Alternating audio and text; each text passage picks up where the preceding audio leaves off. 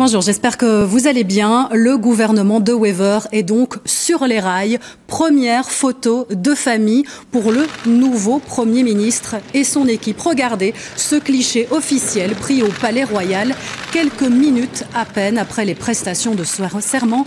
Un gouvernement très masculin, ça saute aux yeux et nous y reviendrons d'ailleurs dans un instant. Bart De Wever est donc entouré de 14 ministres, 10 hommes et 4 femmes. Nous découvrons aussi de nouveaux visages ce matin car le MR a dévoilé son casting quelques minutes avant ses prestations de serment chez le roi. Tidiem Kouach, Laurent Rare et Paul Lonsin y ont assisté. 9h06 ce matin, Bart De Wever s'avance devant le roi. Je jure fidélité au roi, obéissance à la Constitution et au loi du peuple belge. Le voilà désormais Premier ministre, un nouveau poste pour lui qu'il va devoir découvrir. Encore quelques hésitations pour trouver la bonne place, rappelées à l'ordre ici par le protocole. Suivent ensuite les 14 autres ministres, avec des visages bien connus et habitués, comme les vice-premiers David Clarinval, Yann Yambonne ou Frank Van Den Broek. Obéissance à la Constitution et loi du peuple belge. Le ministre le plus âgé a 69 ans, 31 ans après son premier poste. Une nouvelle fois, avec beaucoup d'envie. Ce ne sera pas facile, mais je crois qu'il faut le faire. De nouvelles têtes aussi, Éléonore Simonet, MR, la plus jeune à 27 ans, ministre pour la toute première fois, comme Mathieu Billet, qui hérite de l'énergie. Je jure fidélité au roi. Rob Benders, qui prend la protection des consommateurs, ou encore Anneleen Van Bossoit à l'asile et la migration. J'ai hâte de commencer avec le travail. Je pense qu'il y a beaucoup de choses à faire sur l'asile et la migration. En tout cas, moi, je ne m'y attendais pas. Donc voilà, j'y suis. J'espère y rester et donc je suis très content. Pour moi, c'est la première fois, mais j'ai fait tout le possible pour être un bon ministre pour tous les Belges. Pour les nouveaux, le moment est évidemment solennel, voire émouvant. Je suis un petit peu fébrile, un petit peu plein d'émotions, surtout après des heures et des mois très éprouvants. Et la fatigue fait qu'à un moment donné, c'est une étape importante dans une vie politique. Tous heureux, mais conscients du devoir qui les attend.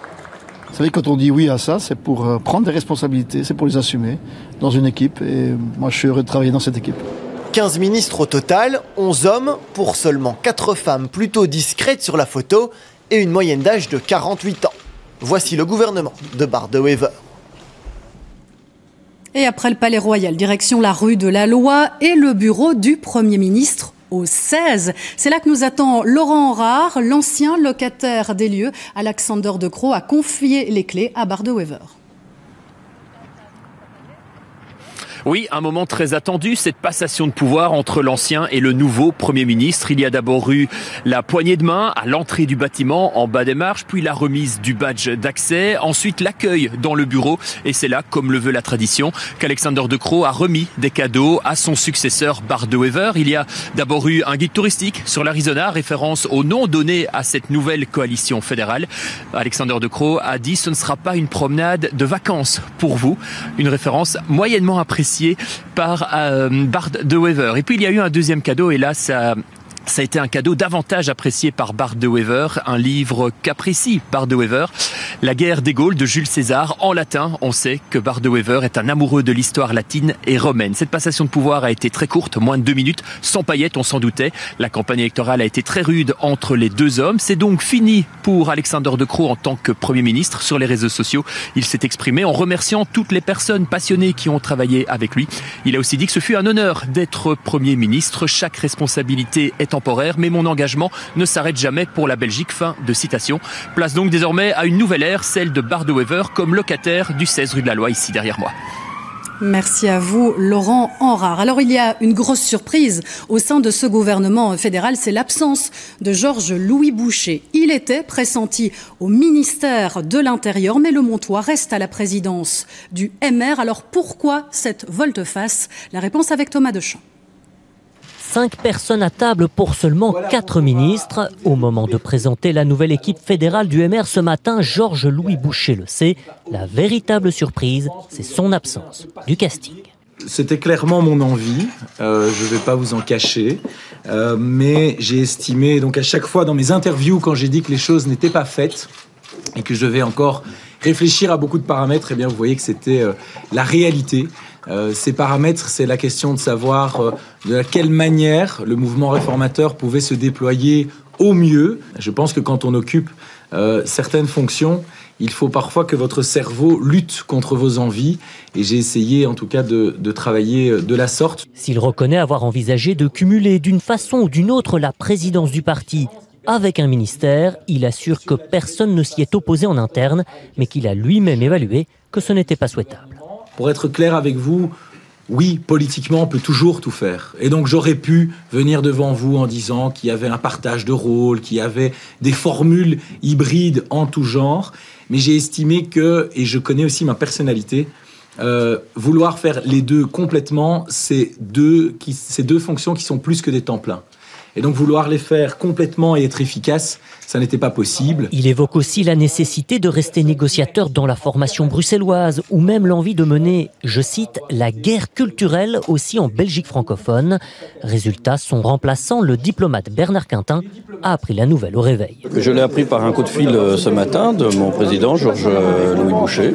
Donc c'était une très bonne surprise. Et, comme je l'ai fait il y a 2 mois quand j'ai répondu à l'appel pour devenir ministre des Affaires étrangères et des Affaires européennes, j'ai répondu évidemment positivement. Je reste un serviteur de l'État, là où on a besoin de moi. Un choix qui est aussi une surprise pour ses partenaires de gouvernement, même si Georges-Louis Boucher affirme en avoir discuté auparavant avec le nouveau Premier ministre, par De Wever.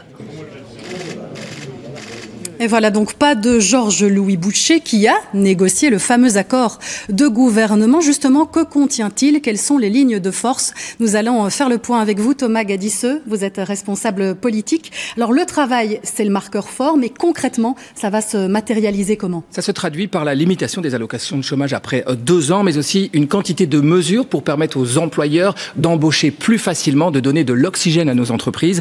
Et celui qui va porter ces réformes, c'est le libéral qu'on a vu, David Clarinval. L'autre réforme importante, ça va être celle des pensions. Ça va secouer dans la fonction publique, harmonisation des pensions entre les fonctionnaires et les salariés, mais aussi travailler plus longtemps, notamment les cheminots et les militaires. Et c'est Yann Jambon qui va porter cette réforme, l'ancien ministre président flamand.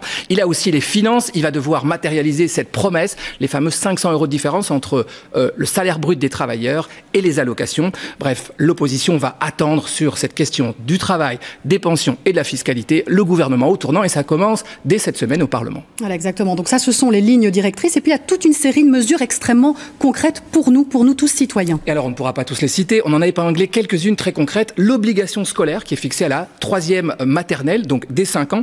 Le gouvernement aussi qui va revoir l'attribution des congés de paternité pour les enfants. En gros, c'est la création d'un crédit familial, une sorte de sac à dos qui est lié à l'enfant, peu importe le statut du ménage. Ça permet de résoudre, par exemple, aussi des obstacles pour les familles monoparentales. Devenir belge, ça coûtera 4 fois plus cher. Désormais, c'est 1 000 € pour obtenir la nationalité belge au lieu de 250 €. Et puis concernant nos portefeuilles, par exemple, on épingle une mesure très concrète. On supprime la possibilité de déduire les frais réels pour l'ensemble des salariés. Mais il y aura, c'est la promesse, une réduction de notre feuille d'impôt dès 2027, dans 2 ans. Ça, c'est la promesse de ce gouvernement. Affaire à suivre dans ces cas-là. Merci beaucoup, Thomas.